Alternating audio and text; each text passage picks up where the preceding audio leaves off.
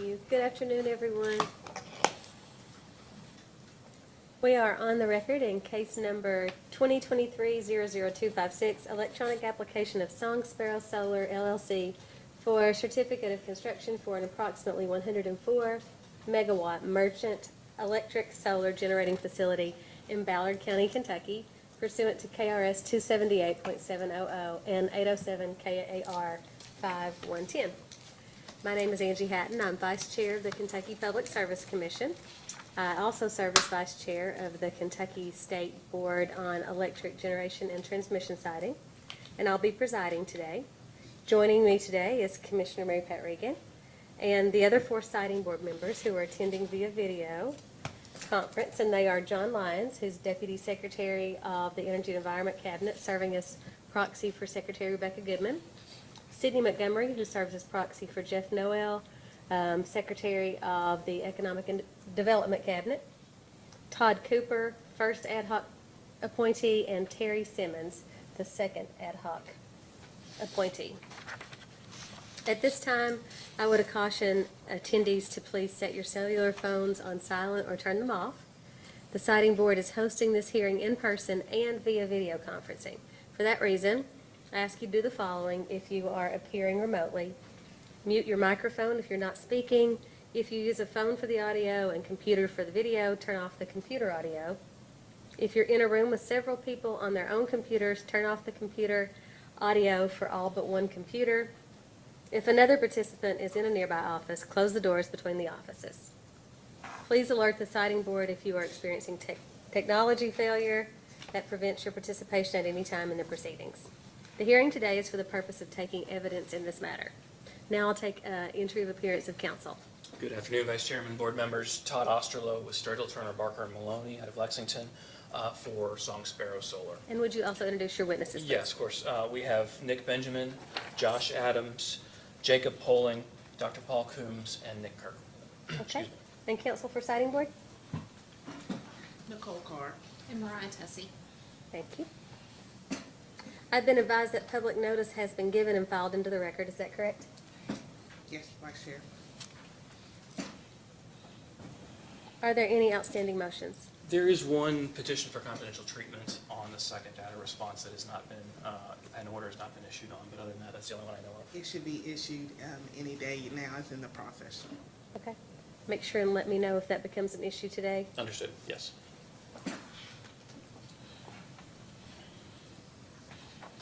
Okay. At this point, we will move to the public comment section portion of the hearing. I've not been notified of any people who wish to comment electronically. Is there anyone in the courtroom who is here to give public comment in this case? Okay. Anyone wishing to provide public comments may do so by following the instructions located on our website at psc.ky.gov. Written comments may always be submitted by sending an email to psc.comment@ky.gov. Let the record show that the instructions and link to provide public comments have been posted on the website for the past day. Siting Board Counsel, have we received any requests to make public comment in this hearing?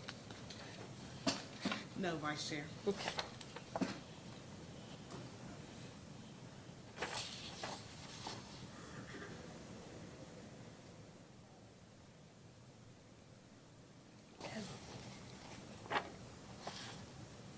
So we'll move on to presentation of evidence then. Counsel, call your first Thank you. witness. Yes, and as long as there's no objections, we'd like to accommodate some travel schedules and call Nick Benjamin first, if that's acceptable. Any objection, Counsel? No. I'm sorry. Nick Kirkland. There's two Nicks. I meant to say Nick Kirkland. Any objection to the other Nick? Okay. No. All right, raise your right hand, please, sir.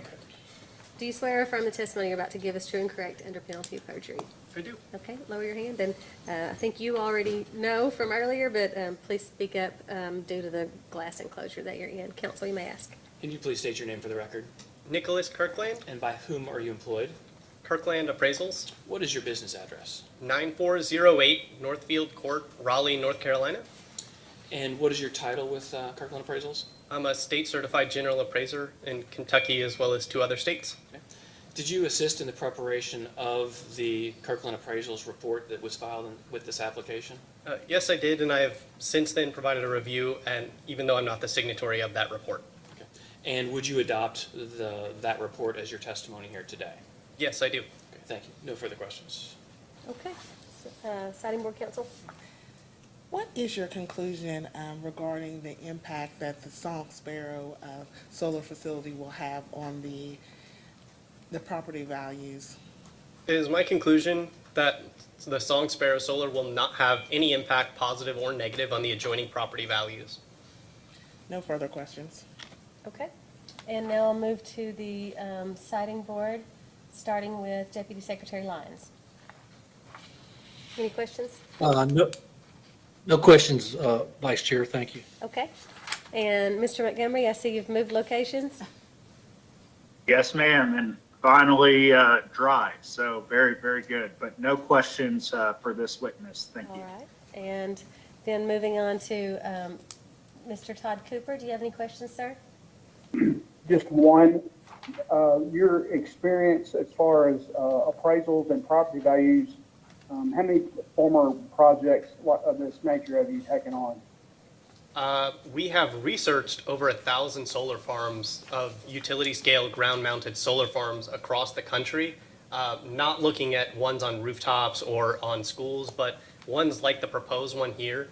We have looked at all of the available solar farms that are under construction, as well as have approved development to look at the surrounding land in Kentucky. And we have looked at many of the surrounding states and included data in the report that indicates that there is no impact to the adjoining property values based on that data. Thank you. Mr. Simmons, do you have questions? Thanks for asking. No, I do not have of this witness. Okay, thank you. Commissioner Reagan? Just one, the report that you're referring to, could we get a copy of that? Yes, was it Or- included in? Is it included in a? It is. It Okay. was attached to the site assessment report with the Okay, application. thank you. Okay. Redirect? No redirect. Okay. Any reason this witness couldn't be excused? Okay. Thank you very much. Next Thank you. witness. Our next witness will be Dr. Paul Coombs.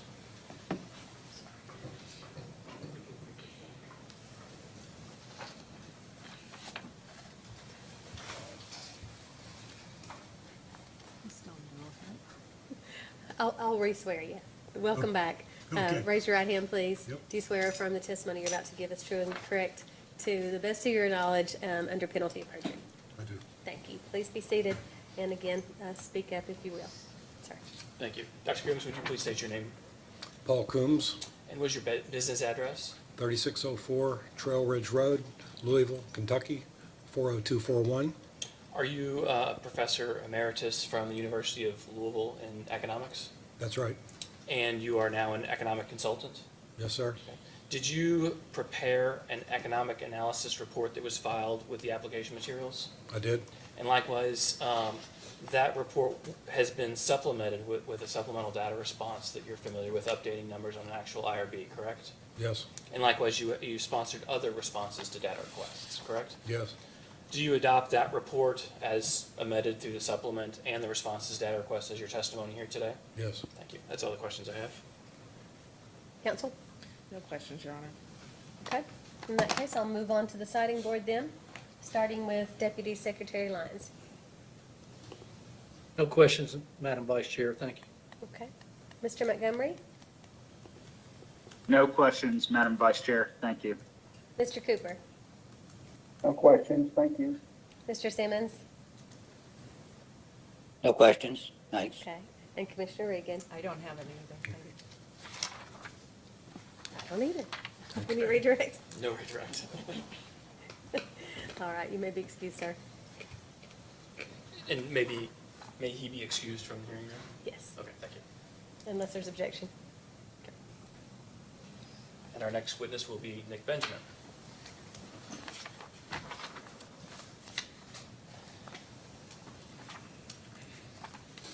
Mr. Benjamin, would you raise your right hand, please?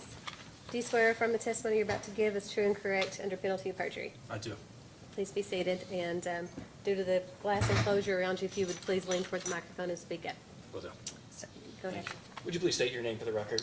Nick Benjamin, And by whom are you employed? Clearway Energy Group, What is your business address? 100 California Street, San Francisco, California. And what is your title there? Senior Director of Development. Did you assist with the preparation of some of the materials that were filed with this application? I did.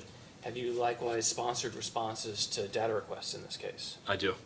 And would you adopt the materials you assist in the preparation of the application as well as your responses to data requests as your testimony here today? Yes. Thank you. That's all the questions I have at this time. Counsel? Mr. Benjamin, if I ask you any questions, you're not able to answer those, just let me know and I'll direct those questions to the appropriate witness. On September 1st, the preliminary site plan was filed with this application. Has anything changed since this plan, it was submitted to the siting board? No, it has not. Do you anticipate that there will be any updates to the plan? We do anticipate minor updates as we update the layout as our design advances, but we don't anticipate any material updates. When you say minor changes, could you explain to the siting board what those minor changes possibly could be? As we do more advanced due diligence in the field and come to understand the existing site conditions, there may need to be slight modifications to the location of facilities, shifting them this way or that way a couple feet, but that's sort of the order of non-material that I mean. Do you know the anticipated start date for construction? Right now, we're scheduling August of 2025. That date is subject to change, but that is what we're targeting. How long will construction take? Depends on what the EPC contractor ends up developing for a schedule, but it'll be somewhere in the 12 to 16 month range. What responsibility will Song Sparrow have during the construction to ensure that all the siting board mitigation measures are complied with? As the permit holder, we will be obligated to comply. The project will be obligated to comply with all of the conditions included in the construction certificate. We will also include that certificate in the EPC, in the construction contract, that the EPC contractor will similarly be obligated to comply with. Song Sparrow Solar will employ a construction management team during construction that will not perform labor but will perform oversight of construction and the compliance with this permit and any other permits. And similarly, the EPC contractor will have an oversight team that is similarly looking for compliance with the conditions. What responsibility will Clearway Energy have during construction? Clearway Energy may supply the construction management team. That construction management team will not be employed by Song Sparrow Solar. They'll be employees of Clearway Energy Group. But that, the supply of those employees as oversight will be, that'll be Clearway's involvement. What is the total project size In terms of megawatts, the total acreage?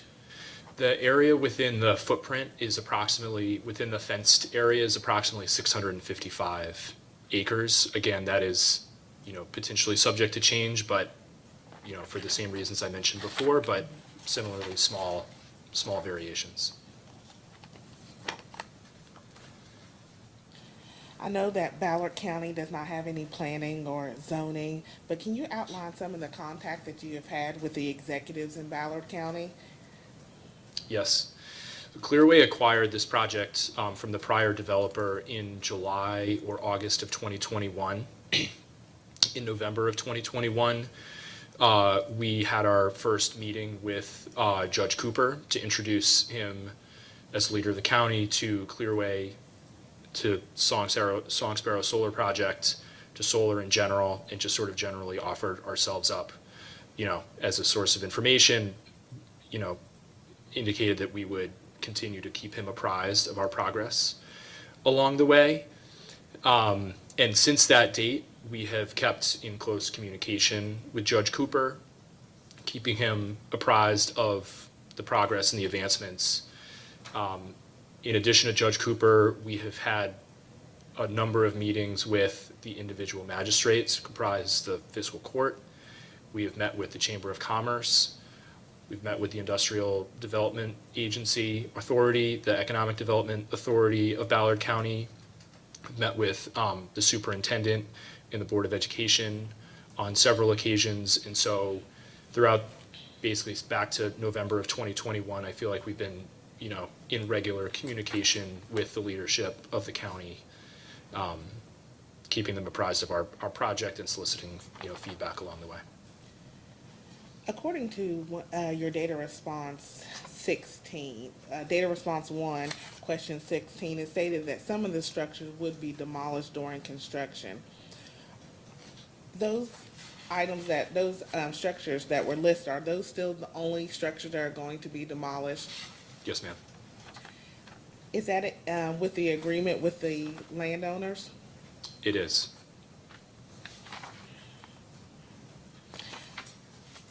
It was stated that Song Sparrow is going to develop a storm water runoff plan at a later date. Could you explain in general, even though it's going to be developed at a later date, do you have a general idea of what that plan could be? Well, the sequence to get there is we have performed a wetlands delineation. So we've delineated all of the wetlands and water features within the project footprint. We will shortly be pursuing a jurisdictional determination from the Army Corps of Engineers to determine which water features are jurisdictional and which are not. That'll inform our civil design. And from there, once the civil design progresses, we'll be in a position to then put together a stormwater management plan. How is stormwater or runoff water going to be addressed?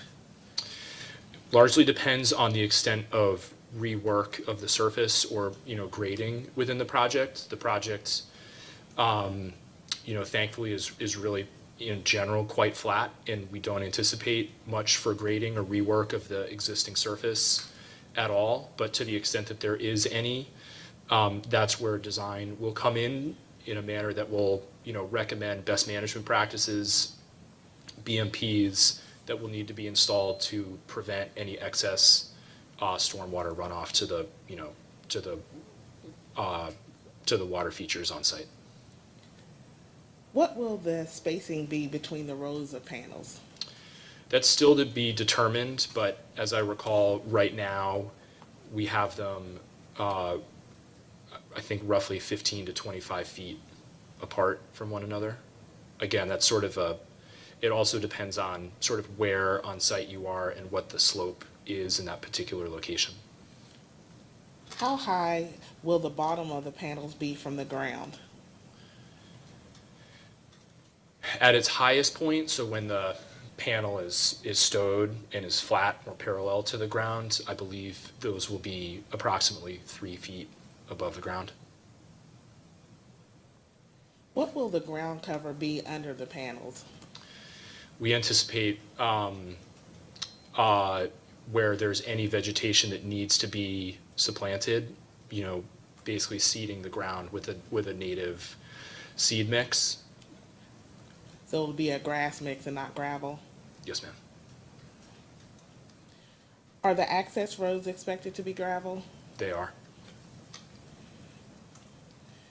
What effect is the project going to have on the overall roadways in Ballard County? The period of heightened traffic is the construction period. I think we've run a traffic impact study that was included in the application. And as I recall, the conclusions of that report basically indicated that the level of service of the existing roads will not be compromised by the construction traffic. And then once you get to operations, it'll just be a couple additional pickup trucks on a daily basis. When you say the height of construction, how long does that typically last for? A handful of months, 2 to 3 months probably is sort of generally what we think of as the peak. The leases for the properties are between the landowners and Song Sparrow, is that correct? Yes, ma'am. As far as your landscaping, referring to your, the SAR Appendix B, your preliminary site plan, it has a buffer with a screen type A and a buffer with a screen type B. Explain the difference between those two, please. Sure thing. So screen type A is comprised of a range of local, hardy, sort of quickly growing shrubs that are anticipated to grow ultimately to a height of, I think 6 to 8 feet, and with some species growing taller than that. And we, for every sort of 100 linear feet, so parallel to the fence, we anticipate planting about 10 shrubs. Those will sort of be clustered with occasional gaps to allow for free flow of air and wildlife passage. And that composition is really meant to mimic the composition, as well as the manner in which they are structured and allowed to grow, is really intended to mimic an otherwise natural sort of feature in the landscape. Buffer scenario B is that, but rather than purely shrubs, it's, I think, 5 shrubs and 3 coniferous trees that will end up having a taller height when they're fully grown. They will also be planted, when they're planted, they will be planted at a taller height than the shrubs. What type of coniferous trees are you going to plant? I don't have that in my mind, but I will probably defer to Josh, who will come after me and may be able to supply those details. Do you know what height they will be planted at? If I can also defer to Josh on that, I would, rather than speculating. I have a number in my mind, but I'm not certain, so I'd rather. How did you decide which area is going to get buffer screen type A, and which areas were going to get buffer screen type B? It largely was in consultation with adjoining landowners with whom we've been in discussions about the solar project. They're non-participating landowners, but adjoin the project. And so we've been engaged with them, met with those landowners several times, and arrived at that composition, the buffer type B with the coniferous plants with them. Whereas buffer type A is sort of what our standard vegetative screen would be, and those areas were, we installed, or we located those in areas that were adjacent to, again, non-participating residential properties that did not have pre-existing vegetative screens that would be left throughout the term of construction. Are all the shrubs and the trees, are they going to be native plants? That's my understanding. Will there be 2 acres of native pollinators? That is our plan. When is the landscaping proposed to be done? During construction, at the end of construction, at the last stage, or in conjunction with the rest of the site development? That's largely dependent on when we start construction. So ultimately, we want the planting to be effective. And so there are certain times of the year where planting, new trees or new vegetation decreases the likelihood of their ultimate survival, whereas there are optimal periods of time. And so it kind of depends on where we are in the construction schedule. But there is a sufficient buffer in between basically the vegetative screen and the fence in almost all locations, such that we should be able to do that planting at essentially the optimal, planting time. So I would probably say during or toward the end of construction. Is there going to be a mesh coating on the fencing? I will have to we may have to do a post hearing follow-up on that question. Do you expect any updates to the landscape plan? We do not. As far as your community involvement, could you explain to the siting board, other than any other community involvement or outreach projects besides the public information meetings? Sure. So in conjunction with the public information meeting, we noticed that meeting 2 weeks in advance in the local newspaper, and we sent out letters to all adjoining landowners. A week following that, so a week prior to the public meeting, we sent a follow-up set of letters to adjoining residential property owners. So they had already received the notice of the meeting, and the follow-up letter was specifically to offer up a one-on-one meeting with us if their preferred venue for corresponding with the project or learning more about it was not in a public setting, but instead at their kitchen table. We wanted to make that offer. We had 3 meetings that came out of that, and so that's been sort of probably the pinnacle of our involvement. But the other, I think, thing that we have done is, even from the very first meeting with Judge Cooper, have offered ourselves up, providing our contact information, where if Judge Cooper, if the magistrates, if any other county leadership, if their constituents contact them with questions, to feel free to reach out to us with concerns or otherwise. We did have one call directed our way, to which we responded, but I guess that's probably the extent of our public outreach and involvement. Have there been any complaints or concerns by non-participating landowners? There have been sort of your standard concerns, visual, change to the landscape, noise and dust, concerns about property values. And I think through our ongoing conversations, we've more or less been able to resolve those concerns. Has there been any request from anyone in the community, officials or residents, to change the layout of the project? Not to my recollection. There are no residential neighborhoods, schools, or hospitals or nursing home facilities within 2,000 feet of the project. Is that correct? That's correct.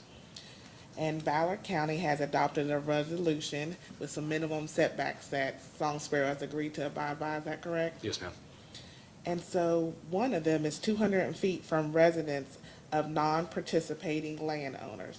Could you explain where your 200 feet, where is that starting and where is that stopping? Is that from the non-participating resident's fence line to the solar panel? Just explain that a little bit to the site. Yeah, we measure from the nearest corner of the residential structure, to the nearest corner of the solar array.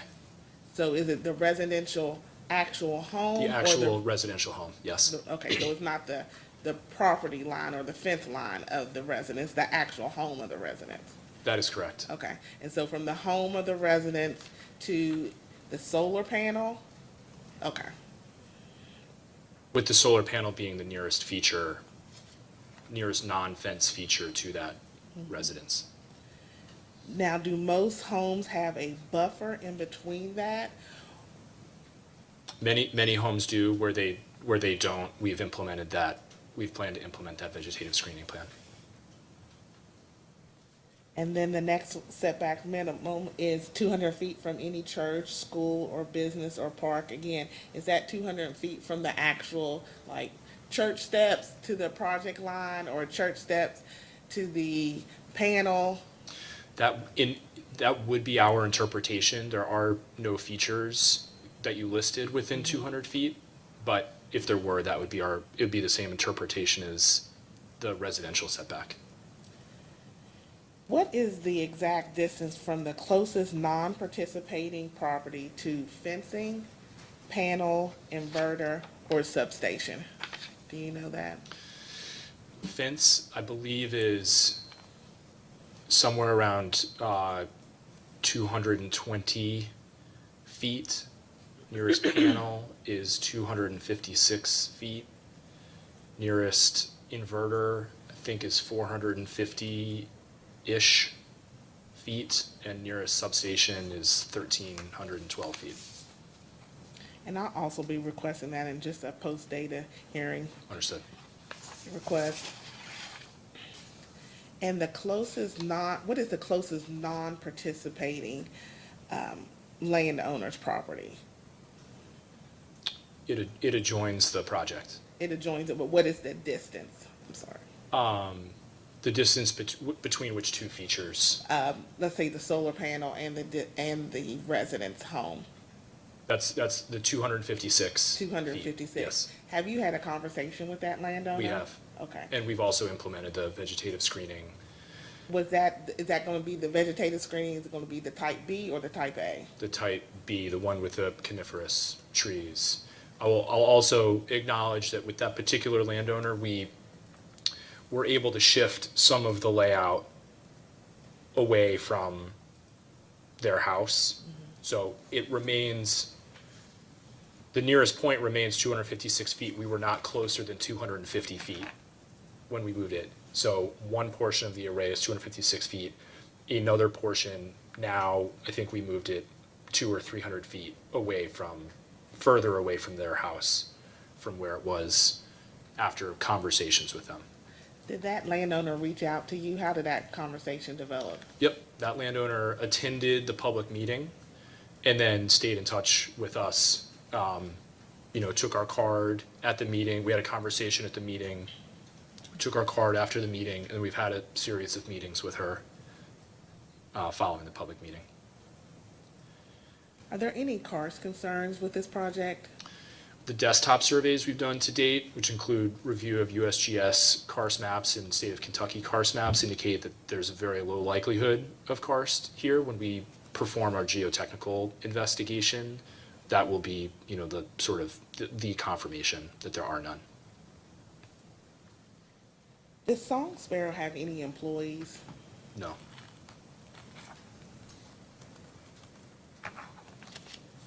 So everyone working on the project, are they going to be employed by Clearway Energy or another entity? Yes. The folks who work for Clearway will be employed by Clearway Energy Group, and the contractors who work on the project will be a separate third-party construction company.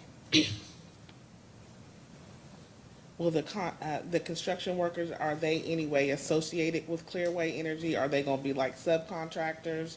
There will be construction oversight of the contractor, and that construction oversight is Clearway employees. And then the contractor themselves will be unaffiliated with Clearway. The person that signed the certificate of compliance was John Woody. What is his job title and who's he employed by? John Woody is employed by Clearway Energy Group. His title is Senior Vice President of Development and Business Development. And he is an officer of Song Sparrow Solar LLC.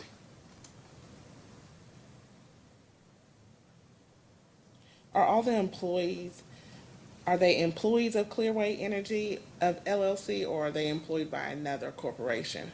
The former. What company will employ the individuals that will be responsible for ensuring compliance during construction? Clearway Energy Group will employ the construction management team that will ensure compliance. But again, the construction contracting firm will have the permit as a document within their construction contract, and they will be obligated to comply with the permit as well. What company will employ the individuals that will be responsible for ensuring compliance during operations? Clearway Energy Group.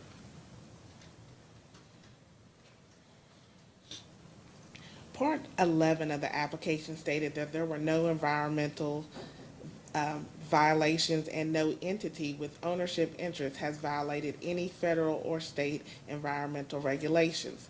What companies are being talked about that have ownership interest in Song Sparrow? I know we filed an organizational chart as part of a response, I believe, to RFI 1, and that statement applies to those entities. What company owns Song Sparrow? That chain of ownership that is in that organizational chart represents the ownership chain. The ultimate parent is Clearway Energy Group, LLC. Is Clearway Energy Group, is it a subsidiary of another company? It is not. So Clearway Energy does not have any type of environmental violations or environmental violations, that's correct? Correct.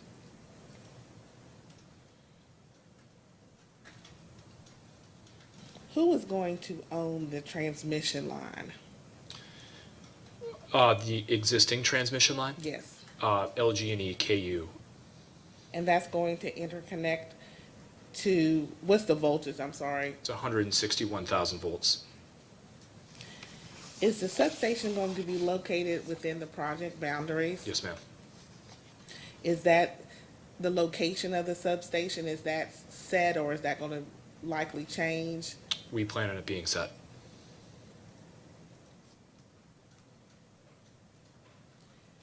Are you asking the siting board to approve 2 different transmission lines, or is it just one transmission line?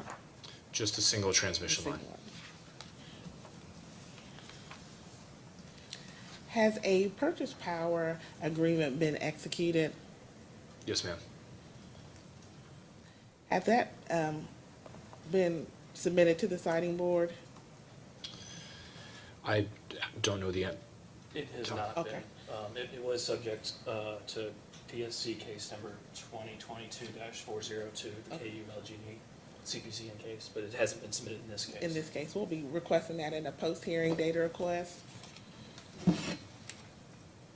As far as the leases, do the leases contain a decommissioning obligation for the removal of all underground Excuse me.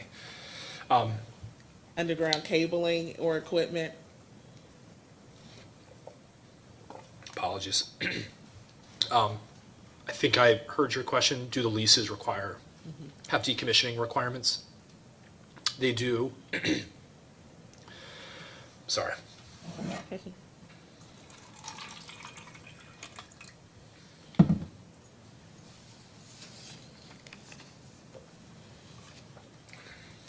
They do have decommissioning requirements.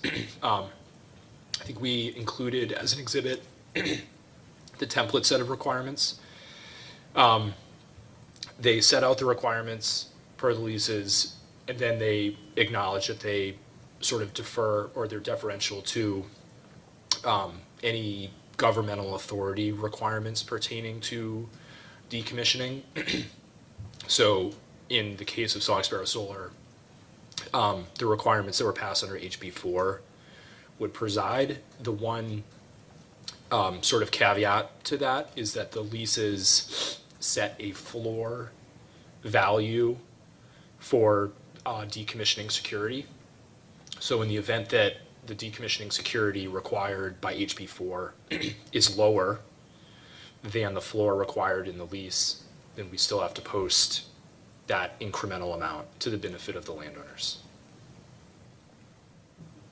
Could you explain the process that will be taken to ensure that the soil quality will be maintained so that it will be useful for agriculture after the operations cease? I mean, we view solar projects as ultimately sort of being net benefit to to the agricultural fields and their future productivity. And what I mean by that is when the project is installed, it's a series of steel piles in the ground, and the balance of the surface of the agricultural fields are reseeded with natural grasses and then allowed to sit fallow for the term of the project. And so there's a lot of nutrient regeneration that happens with the soil, and we view that when the project ultimately is removed, that the field is more than ready to be returned to agricultural practices. Is it correct that the IRB and the pilot agreement with Ballard County has been finalized? Yes, ma'am.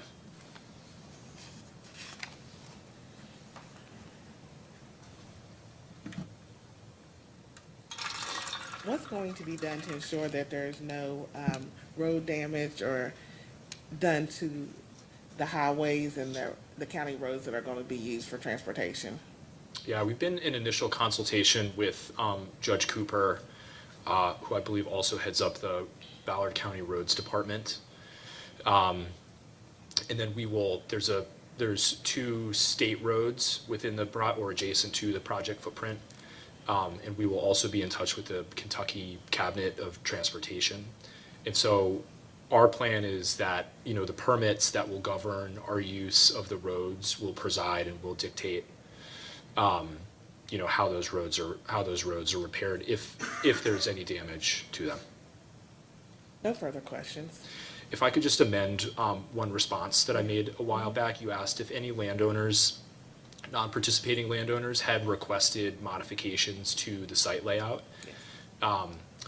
We did actually receive a couple requests for setbacks to be increased or the project not to be built at all. Those are landowners that we then continued to engage with. And, made certain concessions along the way with respect to the layout in a way that, I think ultimately served and represented a real compromise, probably between both parties. So we definitely did, we did receive those requests, but we continue to sort of work through the issues with those in particular, with those landowners. Do you recall what those setbacks were, the concessions that you made as far as the setback with the landowner who wanted it? Yeah, so one of I mentioned one already where we were able to reduce, the array on one side of that landowner's house. The other landowner, we haven't reduced setbacks, but for instance, we have, implemented a vegetation screening plan that incorporated their input on it, and we continue to sort of talk about other means of ensuring that the project is sort of as satisfactory to them as we can.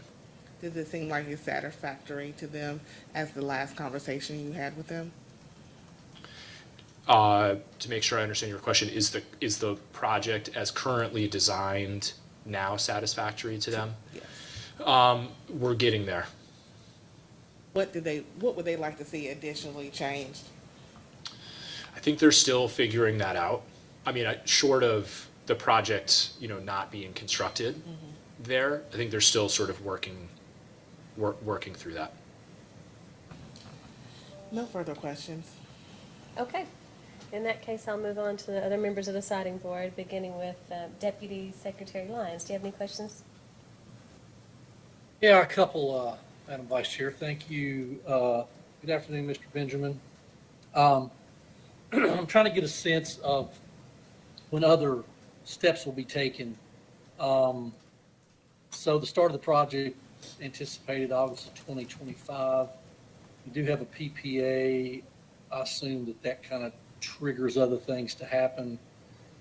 You said you'd done a wetland delineation, and the next thing would be a jurisdictional determination from the Corps on streams and wetlands that may be jurisdictional there. What about other studies, other consultations, for instance, with Federal Fish and Wildlife via IPAC, Kentucky Nature Preserves, biological assessment, state historic properties, those types of consultations? When will those begin, or have they? Yes, sir. Both. So to date, we have performed an Eagle Nest survey, habitat assessment, Phase 1 ESA, and wetland delineation. We have run an IPAC and taken that into consideration. Those are the studies that we have performed, and I'll again defer to Josh when he is testifying if I missed anything in that list in terms of what we've completed. The balance of the work that we've also run a desktop survey for historic and cultural resources. So the next steps will be, if warranted, in-field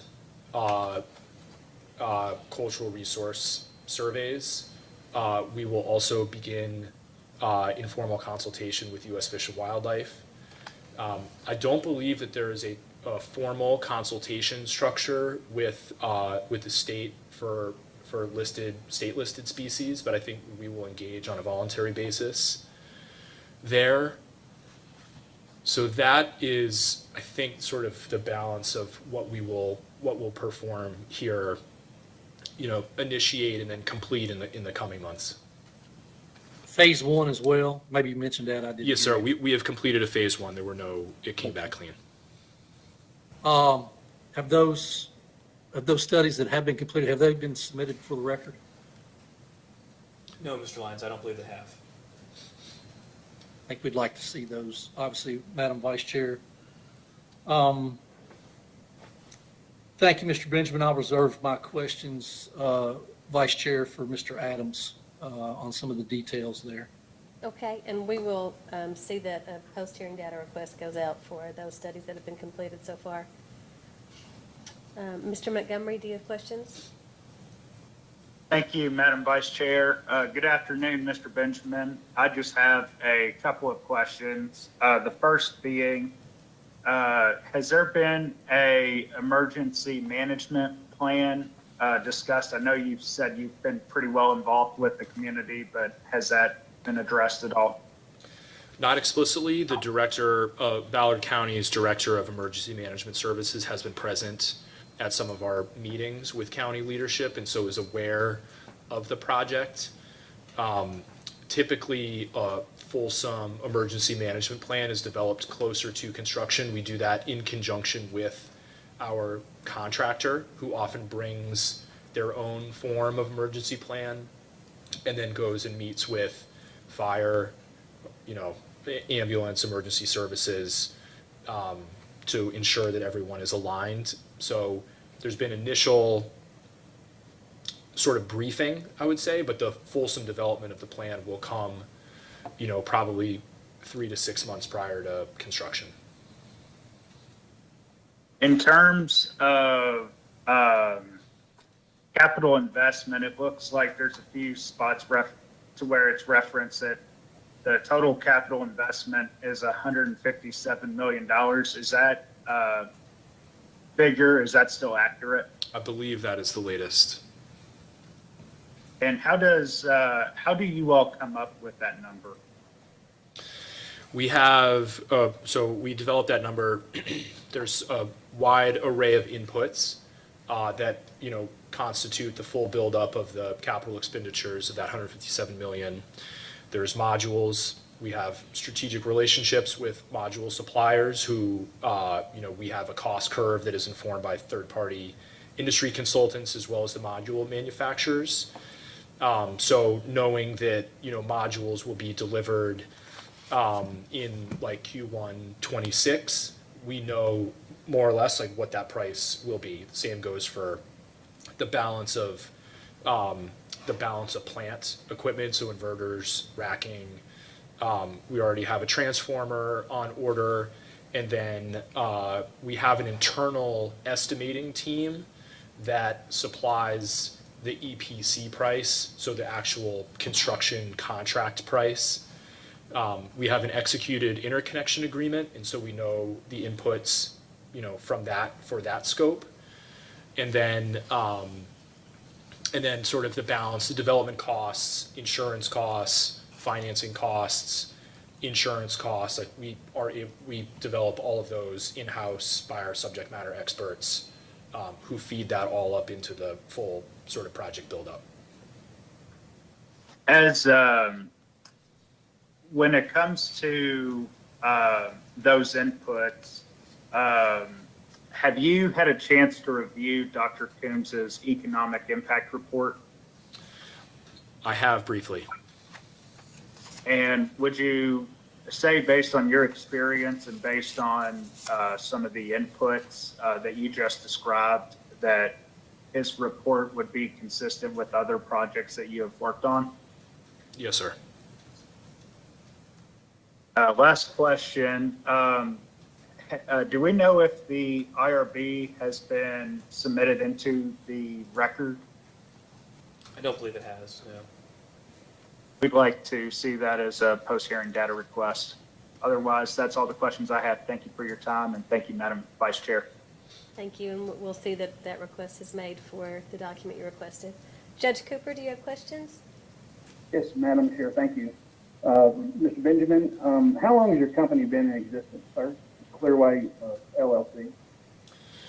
Clearway has been in existence since 2018, when it was essentially renamed of a prior platform that was it was the renewable arm of a large IPP NRG. So we were NRG Renew prior to 2018.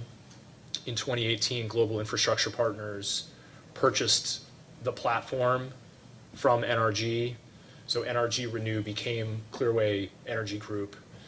And NRG Renew had been in existence for at least 10 years prior to then. Thank you, sir. How many commercial solar projects has Clearway or in the prior ownership been involved with across the United States?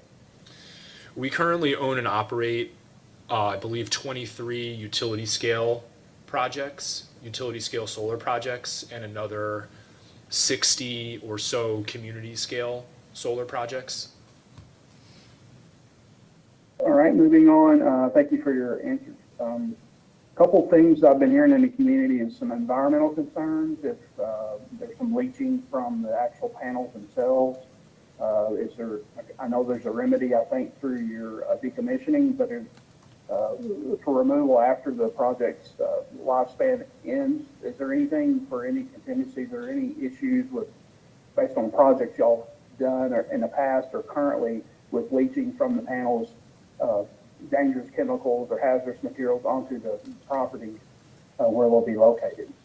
So is the question essentially, has there been leaching incidents during the operational phase pre-decommissioning? Yes. Not to my knowledge. So Clearway, when I said we own and operate, a combination of 83 utility scale and then community scale solar projects, we have operations and maintenance teams that are employed by those projects or work those projects are employed by Clearway Energy Group. But there's regular on-site visible monitoring of the sites, of the modules in particular. We have a remote operations center in Scottsdale where folks who sit there on our operations team can see down to the module the performance that is occurring at any given point. I think that I am not aware of any incidents of leaching. We have projects in California, we have projects in Texas, West Texas, Utah, in the Northeast where there's, kind of brutal winter conditions, Minnesota, Illinois, and across that range of climates and sort of weather conditions, I'm not aware of any incidents of leaching. The way that those modules are constructed, they really are fully self-contained, and the contents of them, are really fully secure within the confines of the structure. One question based off that. Thank you for that answer. Will there be any groundwater testing done during the life cycle of the project that you're aware of to make sure that there's not any leaching?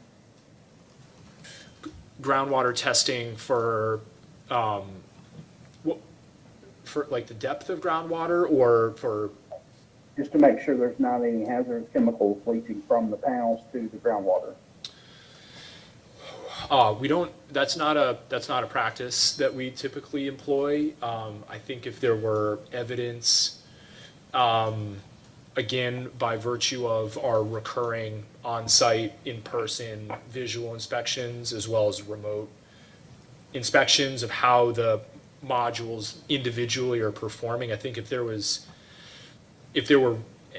evidence of leaching, then we would develop a plan for how to mitigate that immediately.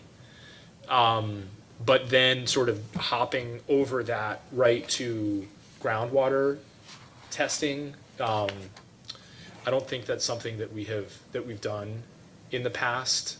Groundwater is, I think, based on our desktop geotechnical investigation, we expect groundwater to be somewhere between 5 and 10 feet below the surface. We will confirm that when we actually do our geotech investigation. But, I don't think we're expecting groundwater to be particularly close, to the surface. Couple more and I'll be finished. Thank you, Madam Chair, for your patience. The type of fencing, I think that was a question asked by council earlier, very good question. What's going to be the Mr. height? Cooper, I'm the sorry, number- could you speak up just a little bit or get closer to your mic? Just so we could hear your questions a little better. Okay, so Thank the you. next Much question is better. the height of the fencing that'll be used, the commercial fencing that you're going to have to use in some areas, what's going to be the height of that? It'll be in the 6 to 8 foot range. Okay, and do you know the linear feet of how many commercial fencing you're going to have to use? I know that might be something for later on, but Did you say I know the you- linear footage of the fence? yes, I know you're going to use vegetation screens, but also will it be Yeah. commercial fencing inside the vegetative screens? That's correct. Yes, the entire site, the perimeter of the entire site will be fenced, as will the substation and switch yard within that. But I think the total linear footage is around 89,000 feet. Perfect. Last question. Thank you. The potential or the gross amount of megawatts generated by this project is going to be in the 100 megawatt range. Is that correct? Yes, sir. We're targeting 104. Okay, I've been asked by people in the community. I know the grid system, some people don't understand the grid system, but is there any guarantees or any formulas that you all use of what percentage of the megawatts produced will actually stay for use on a local grid, or will just go out to because I know we're part of the grid that reaches all the way to the East Coast and the Mississippi River, so the Northeast corridor. So what is there any idea of how many megawatts will actually be able to be used on the local grid? Thank you, and that's the end of my question. I'll do my best to answer this. There's not really a way to model that. And an electron that is generated by a solar panel is the exact same as an electron generated by a gas plant or a coal plant. We're interconnecting to the Grahamville to Wickliffe segment of LG&E's 161 kV line. At each of Wickliffe and Grahamville, that is a substation, and they have transformers that I believe only reduce the voltage down. So I think 161 in this general region is sort of the highest level of voltage. So when the electrons get onto that segment, they flow in the way that basically electrical load is pulling them. They flow to where the electrons flow to where they're needed. So when they get to each of Grahamville and Wickliffe, those substations, the transformers in there will reduce the voltage down to the distribution level, and then the distribution network will distribute that, and then it will further be reduced by further transformers down to the residential or commercial service level. So basically, whoever is running their dryer the most, or business is running their generators or manufacturing lines the most, in all likelihood will be receiving some of the electrons, but there's no real way to model or to guarantee that other than the electrons flow to where they're needed. Thank you, Mr. Benjamin. Thank you, Madam Chair. I'm finished. Thank you. Thank you. Mr. Simmons, do you have questions? Yes, thank you, Madam Chairman. I have one question. I'm a member of the local industrial authority, and as a member of that authority, we're always focusing on labor and local labor. Will local labor forces be utilized during the construction phase of this project? So we always request our EPC contractors, our construction contractors, to hire locally. They invariably will host local job fairs. We'd love to, collaborate with local economic development agencies to facilitate those job fairs and help put the word out. We don't put obligations on them to hire locally, but I think the fact of the matter is as long as there are able-bodied individuals in the area, in all likelihood, we will be hiring locally to help build the project. There are some highly specialized roles, but there are other less specialized roles. And as long as there's people there to fit that need, we want to be hiring locally. That's all the questions I have, thanks. Okay, thank you. Commissioner Rankin? Good afternoon. Can you talk about the pilot program at all? Yes, I can. So the pilot sort of in conjunction with the industrial revenue bond is a concept that is available, it's a construct that is available to solar developers as well as many other infrastructure types, manufacturing facilities, et cetera. Ballard County has entered into these agreements with other non-solar companies previously. It's a conversation that we at Clearway have been having with Ballard County probably for at least a year.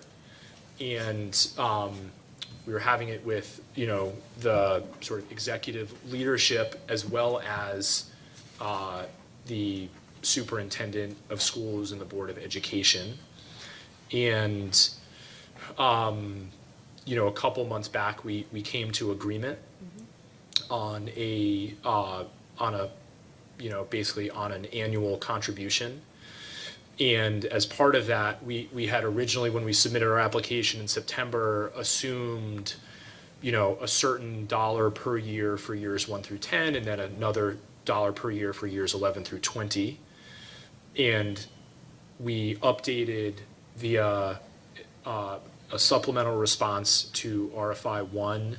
I know we didn't submit the documents themselves, but we submitted as our updated response to RFI 1 the increased terms of the IRB and pilot, where that incremental amount actually will be earmarked for the Ballard County school system.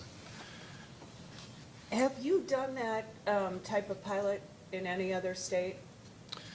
I don't know if we've done it sort of conjoined with the IRB, but we've entered into pilot agreements also in other jurisdictions. Okay. Yes.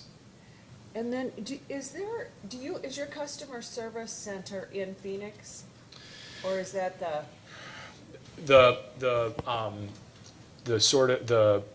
business units who are based in Phoenix, our asset management team and our operations and maintenance teams are both headquartered in Phoenix. That's where our remote operations center is based, again, where we can see into every generator that we have across the country and have control of each generator into those, or from Scottsdale.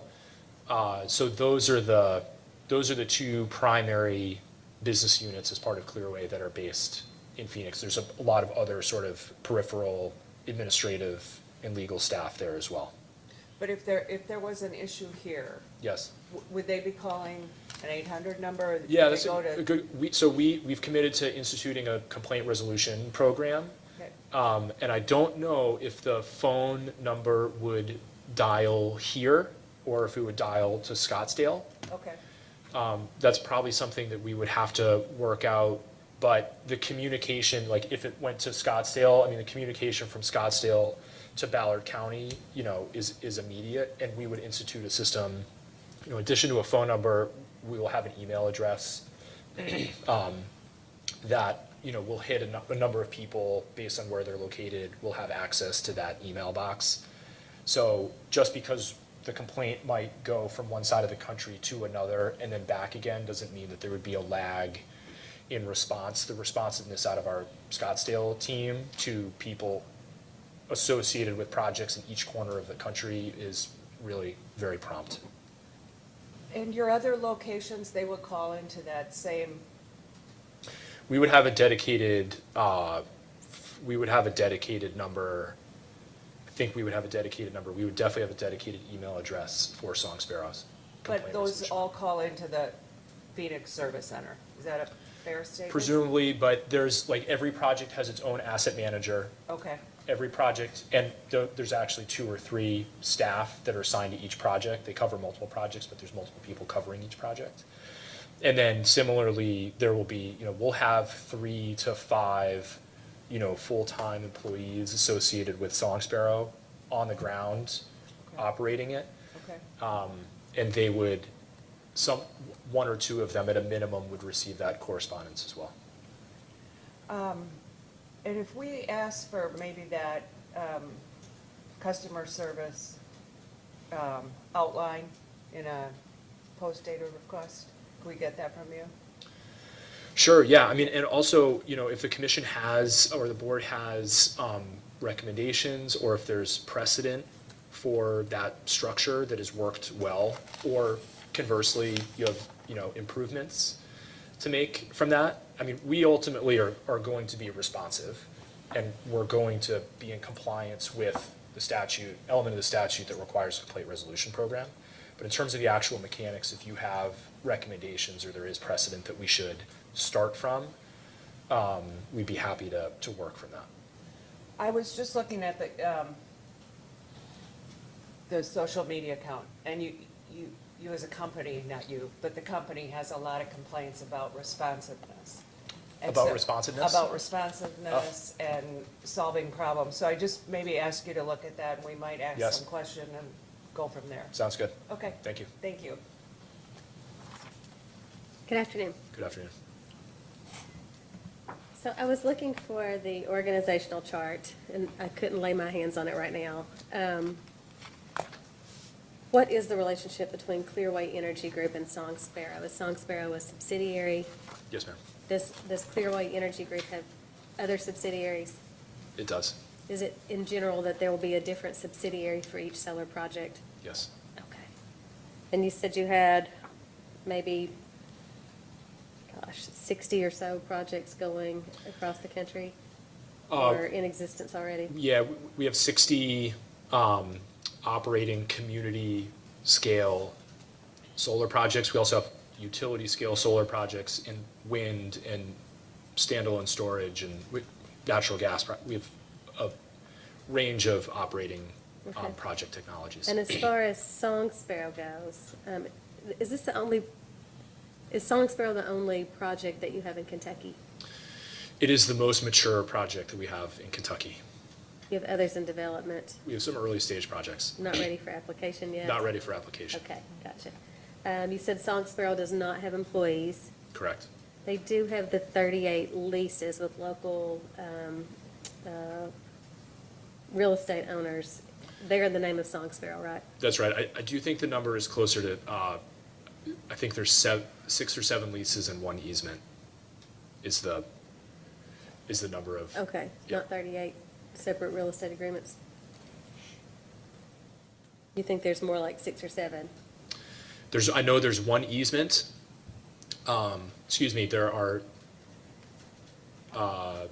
There's 1 or 2 easements. Sorry, I'm rusty on this, and there's 6 or 7 leases. I know that we submitted them redacted as, again, I think in response to RFI number 1.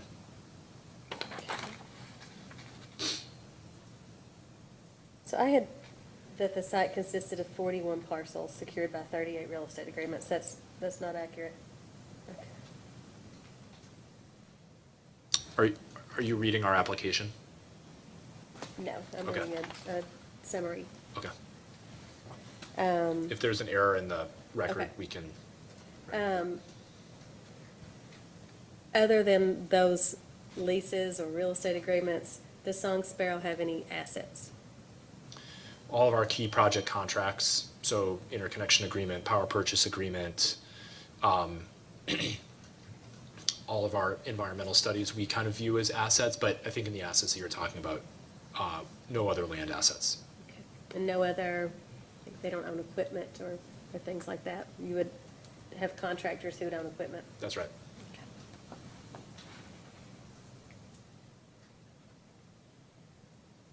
I'll just maybe put a finer point on that. I acknowledged earlier that we've purchased a transformer that is designed for this project. Technically, it is not in the project's name, but it will be sort of assigned down at completion. Assigned down, Yes, ma'am. probably not owned, just leased? Nope, it will be owned outright. Yep.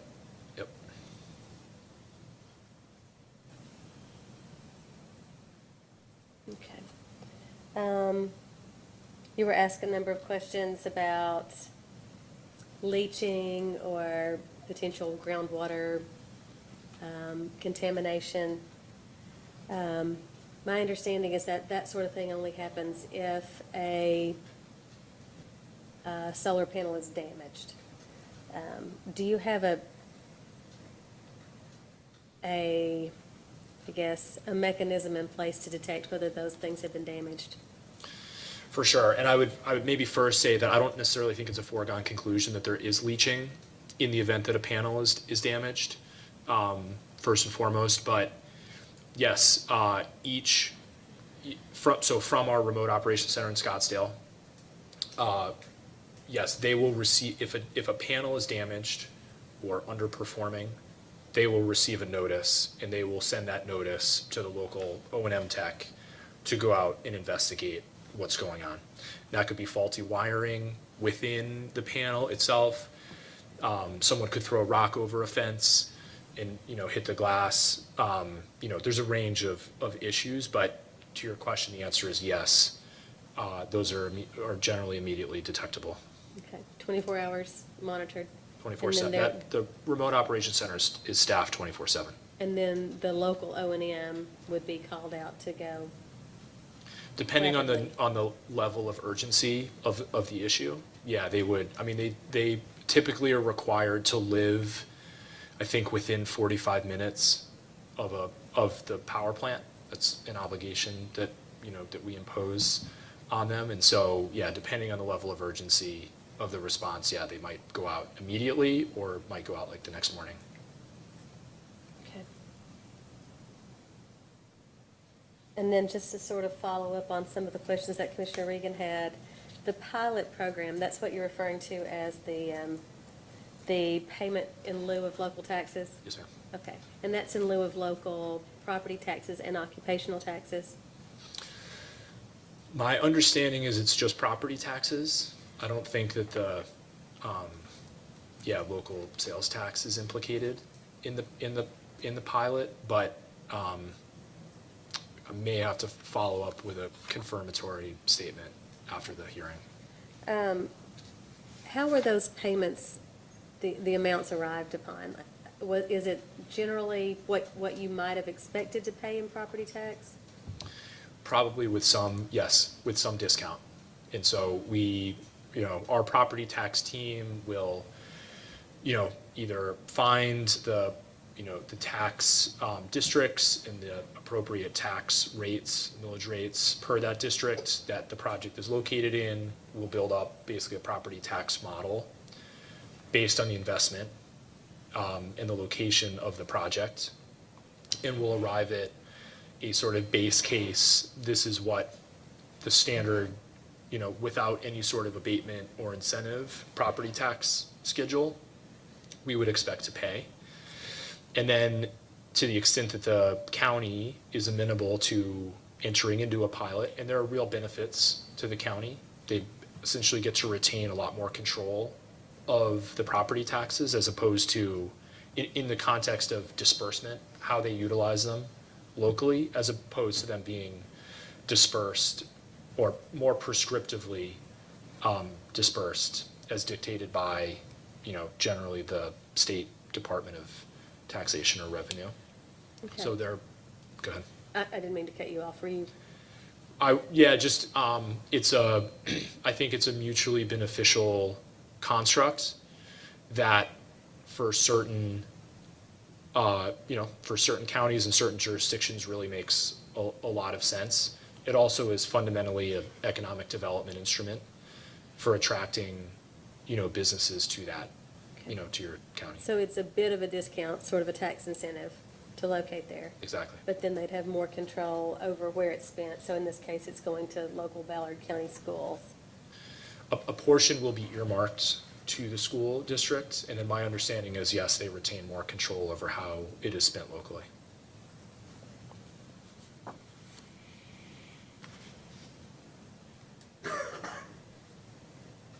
Okay, I think that's all the questions I have. Is there any follow-up from anyone else on the siting board? Council? Anyone else on the siting board? Commissioner? Any redirect? Just one or a few questions, and I just want to make sure the record is clear, and maybe I didn't hear you correctly, Mr. Benjamin.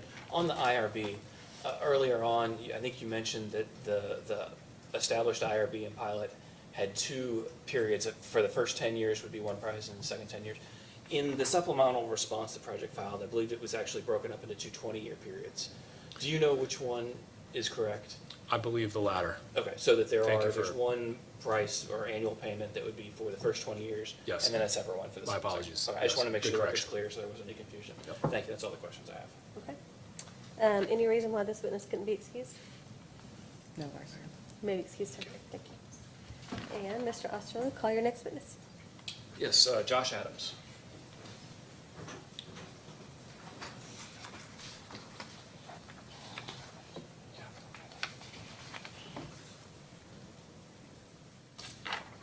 Raise your right hand, please, sir.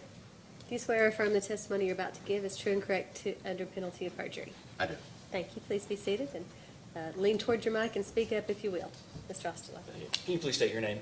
Josh Adams, And by whom are you employed? Environmental Resource Management What is your title there? Partner, And what is your business address? 8425 West Chesterfield Highway, Indianapolis, Indiana, Suite 560 West. But you're based here locally? I am based locally, yes. And prior to working for ERM, or being with ERM, you were employed by Stantec, correct? Yes, And it was in your role at Stantec when you first got involved with this project, is that correct? that is correct. Okay. And so the Stantec reports that have been filed in the record of this case, you have had some level of involvement or oversight, is that fair? That is correct, yes. And you have sponsored responses to data requests in this case, correct? Yes, sir. Do you have any changes or corrections to any of that information that's been provided? No, sir. Okay. Do you adopt that information and responses to data requests as your testimony here today? I do. Thank you. That's all the questions I have. Counsel for Citing Board. Just a couple questions. Are you the correct witness that can tell us what type of trees are going to be planted? Yes, the current plan is for white pines, American hollies, and eastern red cedars at a height of 6 to 8 feet upon planting to be planted. How tall will they get at maturity? It really depends on site conditions. I think the plan is for them to be between 20 and 25 feet at planting, but if it's a drier site or poorer soil, it may be shorter. If it's a little more high-quality site, it may be higher. What about the types of shrubs that are going to be used? There's like 36 species of shrubs. I'm not even gonna.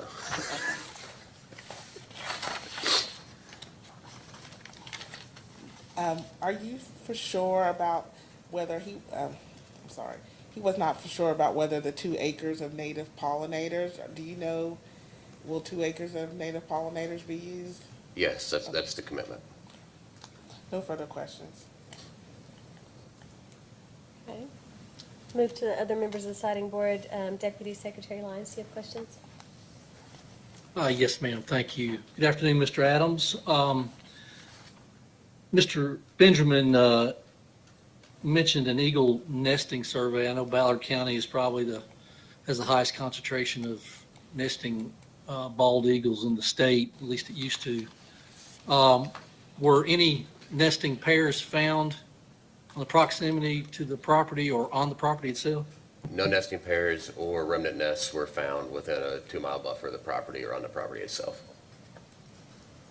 And just for edification, is that a requirement of the Bald and Golden Eagle Protection Act to maintain certain distances from nest? 'Cause I'm unfamiliar with the act, quite frankly.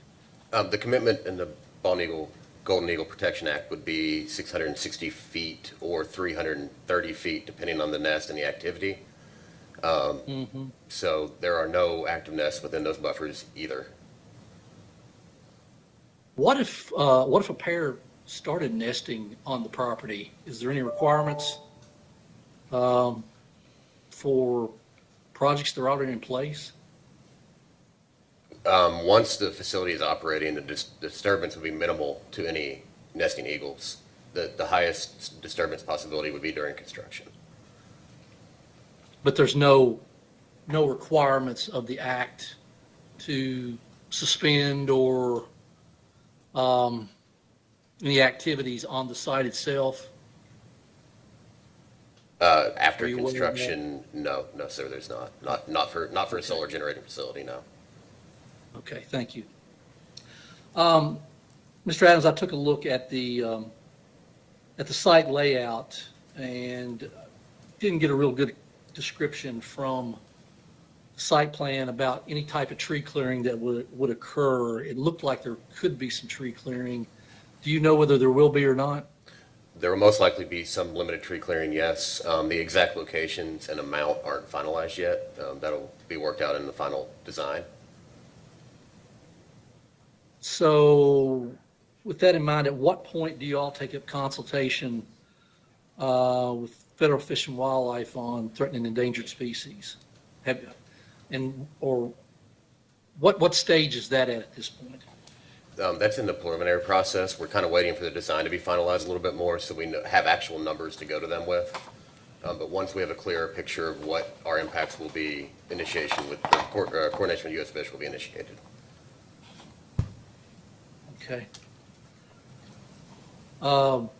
We certainly would need to have a copy of that. Do you know the approximate timing on that? I mean, we're looking at a board order here by March, if I heard staff attorney correctly on that. I can't commit to a timeline at this point on that now. Would you commit to supplying it when and if it's Yes. completed?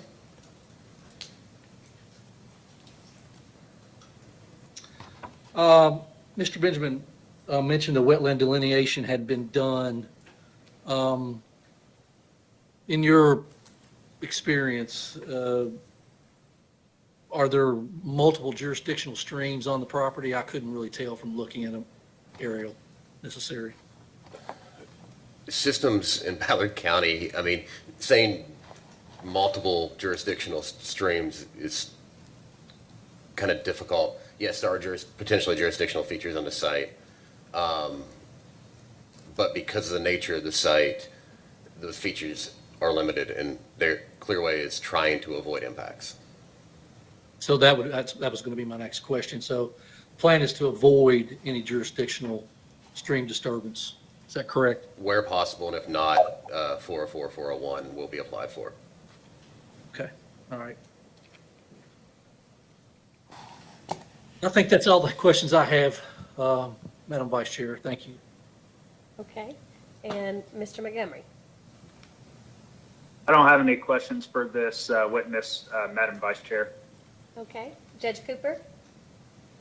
Yes, ma'am, no questions, thank you. And Mr. Simmons? I do not have any questions either. Okay. Commissioner McGinn?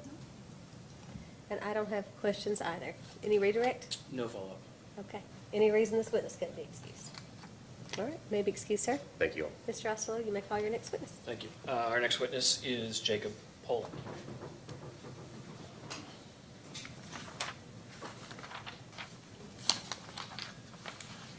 The last one?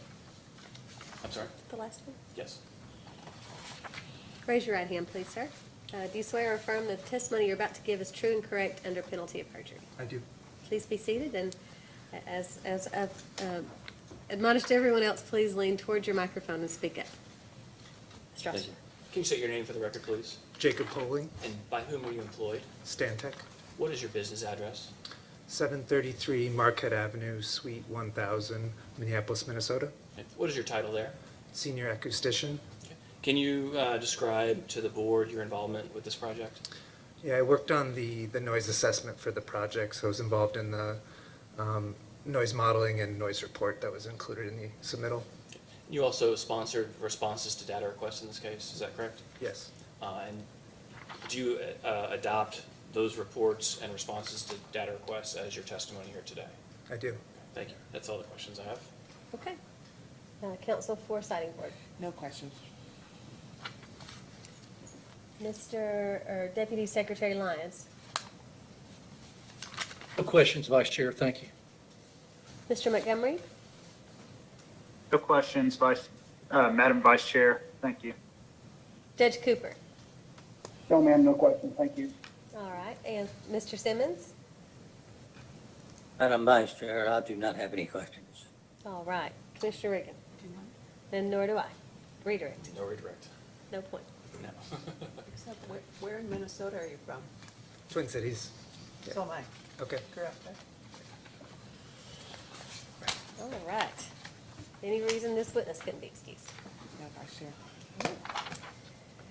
Okay.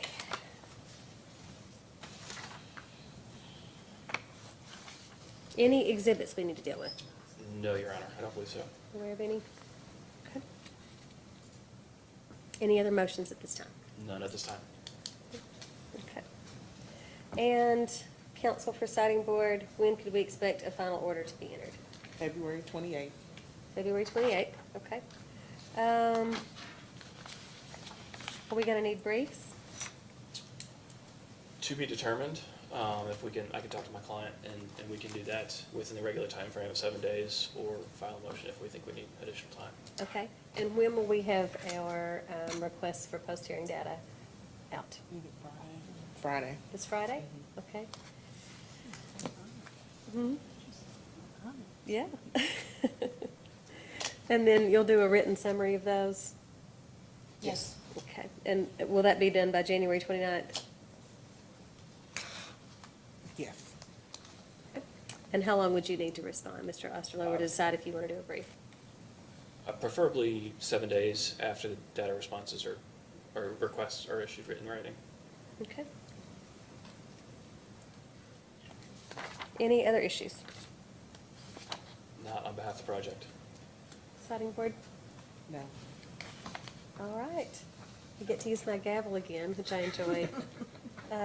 In that case, then, nothing further from any parties this witness. This hearing is adjourned.